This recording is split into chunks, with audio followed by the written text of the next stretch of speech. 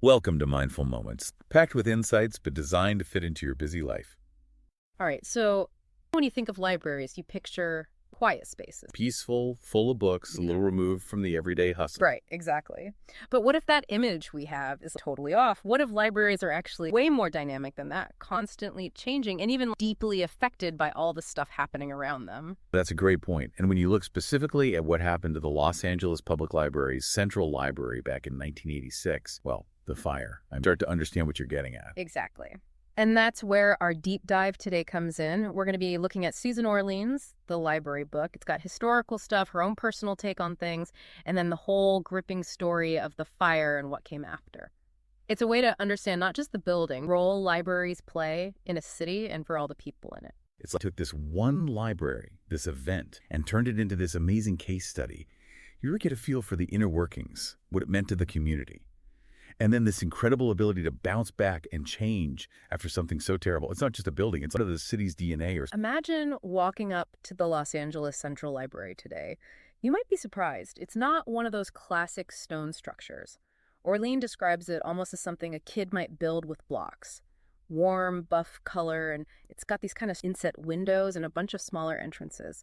It's this interesting mix of sharp angles, hidden spots, open terraces, and then, at the top, a pyramid with colored tiles, and get this, a bronze hand holding a flame.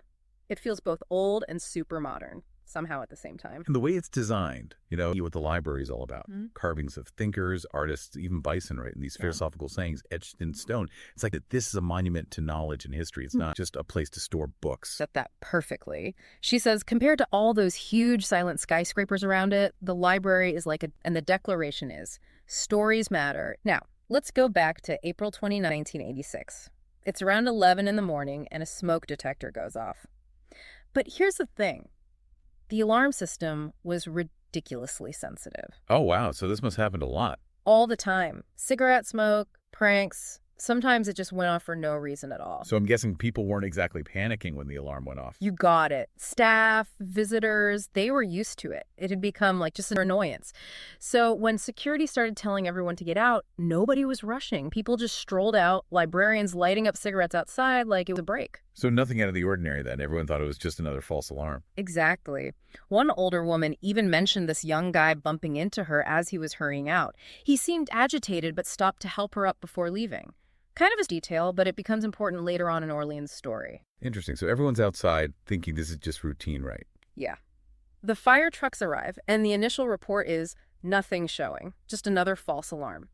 But then the alarm system wouldn't reset, kept saying there was smoke, and then boom, one of the firefighters in the basement actually sees smoke. Oh, wow.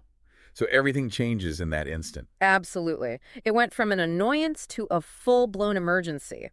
The firefighters realized this wasn't going to be a quick in and out, and what followed was 7.5 hours that changed everything. Not just the building, but the people, the whole community. It's hard to imagine what that must have been like. Orlean doesn't hold back. She describes the scene. Librarians huddled outside, watching the building burn, and then as soon as they're allowed back in, it's just awful. Filthy smoke everywhere, covered in water and debris, ash piled up, melted shelves, everything ruined. One librarian said it looked like a cheap movie set. But even in all that mess, what were the librarians doing? Assessing the damage, trying to save what they could. That's incredible. Their first thought was about the books. It shows you how dedicated they were. It wasn't just about the building, it was the collection, the books themselves. They were digging through the wreckage, trying to salvage what they could. One librarian even talked about searching for his wife's handbag, lost in the chaos. The emotional impact was huge. People compared it to Dante's Inferno, even the day JFK was assassinated. It shows how deeply connected they were to the library. Wow. It really was more than just a job for them, wasn't it? Absolutely. It was part of their lives, their identity. Now, of course, with all this destruction, the big question was, how did the fire even start? And that's where Orlean's investigation takes a really fascinating turn. She starts looking into this guy, Harry Pig. All right, so who is this guy? Well, that's what Orlean tries to figure out. She talks to his sister, Deborah, tries to piece together his life. He wasn't exactly famous or anything, seemed to drift through life, and had a habit of exaggerating. Even people who knew him said he wasn't always the most truthful.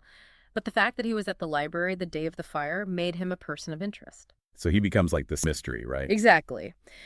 Deborah describes him as a bit of a prankster, not the kind of guy you'd immediately suspect of arson. But as Orlean digs deeper, things get more complicated. There are these unexplained gaps in his life, no steady job, always moving around. He even had a short stint as a movie extra and made a friend there, but even that friend said Harry was always telling these unbelievable stories about hanging out with celebrities. So maybe he was trying to make his life sound more exciting than it was. Exactly. That tendency to fabricate becomes really important when you're considering his possible role in the fire. And get this, he also spent some time with this unusual religious group, the American Orthodox Church. It seems like it attracted a lot of young guys who were looking for a place to belong. Interesting. So what about the library itself? How did that fit into all of this? Orlean points out that the Central Library was a place where it was easy to blend in, especially if you wanted to go unnoticed. Lots of corridors, people coming and going all the time. It was almost like a busy train station. Someone could easily disappear into that environment. Makes sense. You've got all these people from different walks of life coming and going. That's kind of a public library, isn't it? Right, it's open to everyone. But that openness can also make security tricky. Orlean then takes us behind the scenes of the library, describing it as this contraption of whirring gears. She spends time in the shipping department where they move an incredible amount of books every week, 32,000, like a branch library's worth. It's crazy. It's like the books are constantly circulating throughout the city. That's incredible. So you're saying they can tell what people are reading all over this city just by looking at the shipping department? Pretty much.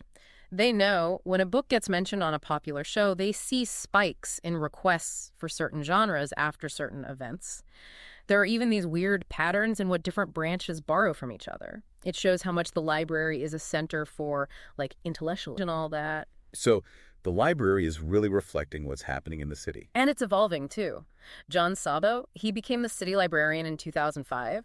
He seems like a guy who really gets the shift from the pre-internet days to now, where tech is everywhere. His vision was for libraries to be these, like, sleek ships of information and imagination. He wanted them to work with the internet, not against it. So not just a place to borrow books anymore. Right.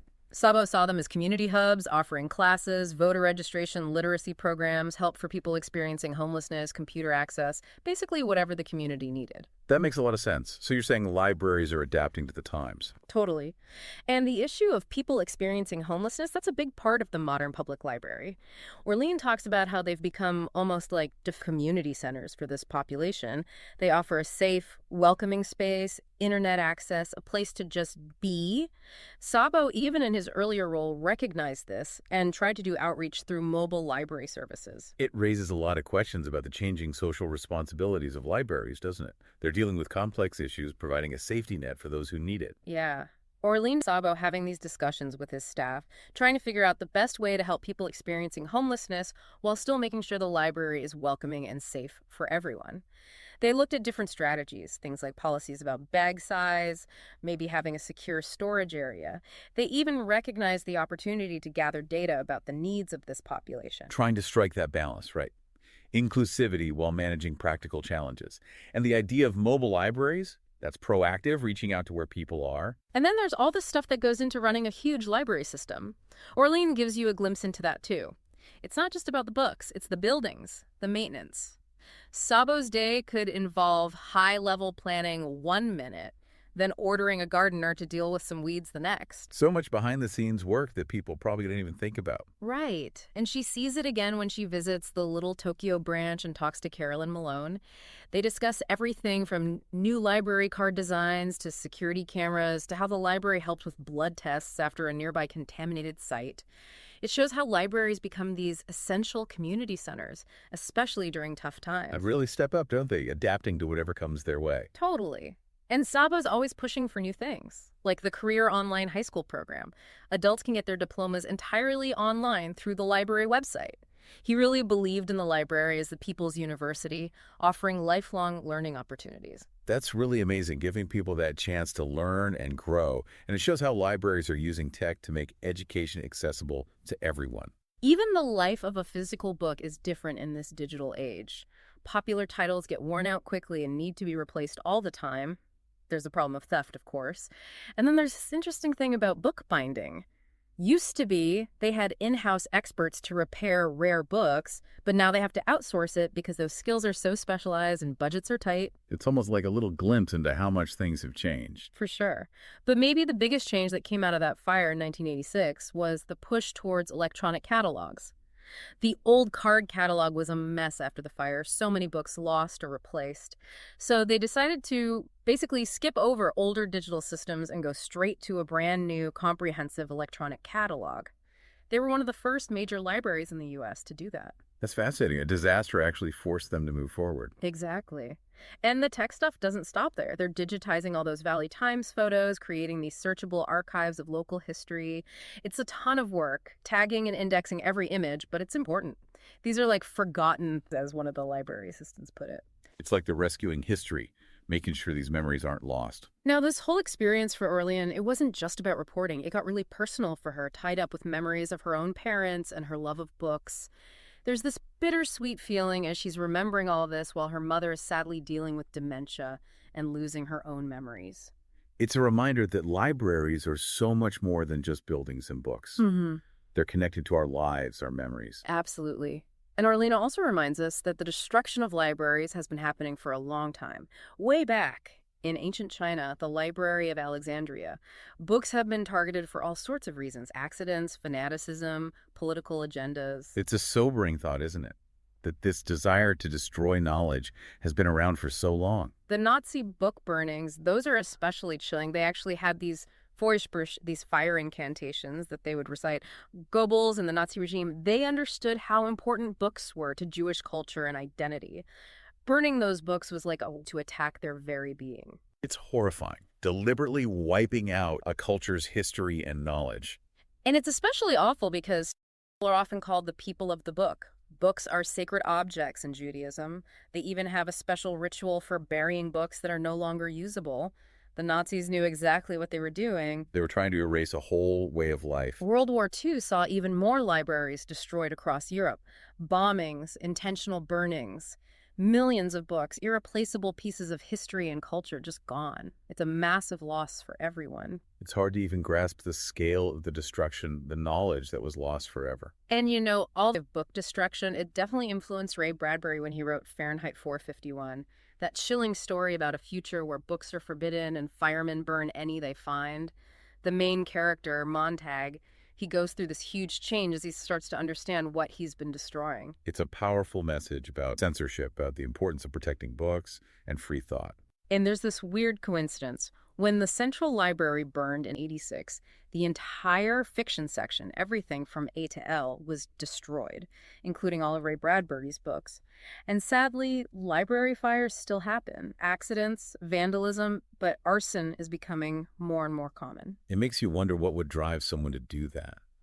The reasons are complicated. Sometimes it's for insurance money, sometimes revenge, sometimes it's pyromania. Los Angeles, with its dry climate, has always been prone to fires. And the Hollywood Branch Library, that was destroyed by arson too. So there's this constant vulnerability, even in peacetime. Right. And the Central Library itself had 2 more fires after the big one in '86. One in the music and arts section, another in the basement. It just added to the stress, made securing the building during the recovery even harder. It must have been so unsettling for everyone. Now, Orlean also introduces us to some of the people who work at the library. People like Aaron Kasparian. He actually chose a career surrounded by books over, a job, sandwiches. He found his calling as a librarian. That's great. He sounds passionate about his work. He really is. And she describes the daily life at the circulation desk. Teenagers checking out graphic novels, businessmen grabbing travel guides, all sorts of requests coming in. Kasparian even said he's always surprised by the variety of books people borrow. It's like a window into the whole community, all their interests. And remember that Save the Books campaign after the fire? It really showed how much people loved the library. They had bingo games, a Lakers charity event, even this wild telethon hosted by Reverend Gene Scott with celebrities reading their favorite books. That's amazing. The whole community rallied around the library. Orlean then takes us back to the early days of the Los Angeles Public Library. We meet people like Tessa Kelso, who got into a big fight with religious leaders over a book, showing this early debate about intellectual freedom and free speech. And then there was Mary Letitia Jones, the first professionally trained city librarian, super competent, dedicated, but sadly had to deal with a lot of sexism. It's a reminder of how far things have come, but also how much work still needs to be done. After Jones, there was this guy, Charles Fletcher Lummis. He was a journalist, an adventurer, full of energy, but maybe a little unconventional. He built these huge research collections, even though he was often away and had a pretty chaotic personal life. Sounds a real character. He was. But he made a big impact on the library, turning it into a serious research institution. And even in its early days, the library served a super diverse and growing city.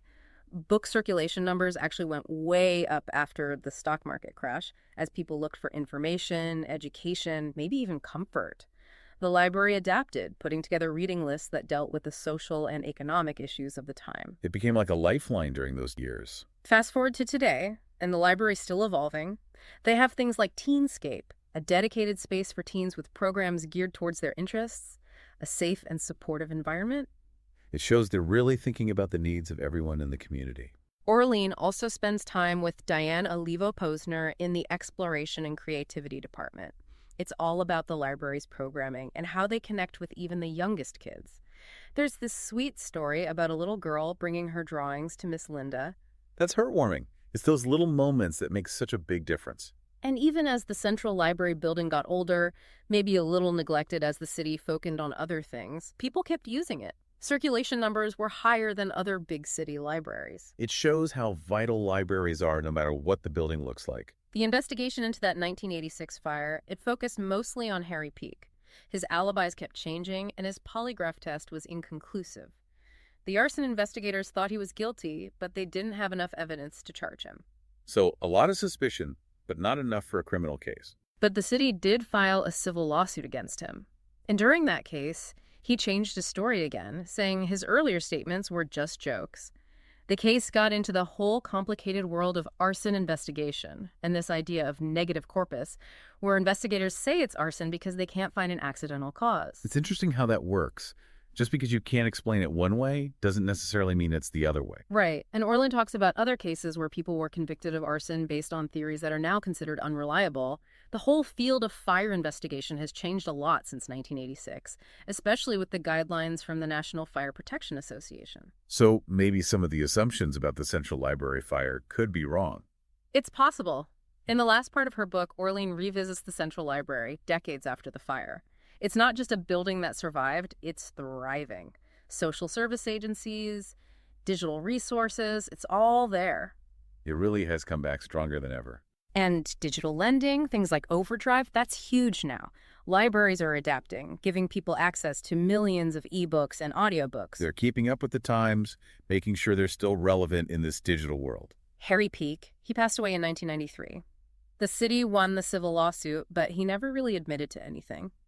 Orleen's final thoughts are about the library's spirit. She calls it a whispering post, connecting us to the past and the future. It's about that belief writers have that someone will listen to their stories. It's beautiful. Libraries are about preserving stories, sharing knowledge, connecting us to each other. So as we wrap up this deep dive into the Los Angeles Public Library and Susan Orlean's book, we're left with a question for you. In a world that's becoming more and more digital, where you can find information anywhere, what's the future of our community spaces? What role will libraries play in our need for connection and learning? The big question. But the story of the Central Library, with all its challenges and triumphs, I think it shows that libraries will keep adapting, finding new ways to serve their communities. If you enjoyed this discussion, please subscribe so you don't miss out on future episodes. And share this with anyone who you think might be interested in this incredible story. If you want to learn even more, we've included a link where you can buy Susan Orlean's The Library book. And finally, take a moment to think about all the information you come across and maybe visit your local library. See it with fresh eyes and appreciate its role in your community. It's a great reminder that libraries are more important than ever. Thanks for joining us on this deep dive. Until next time. See ya.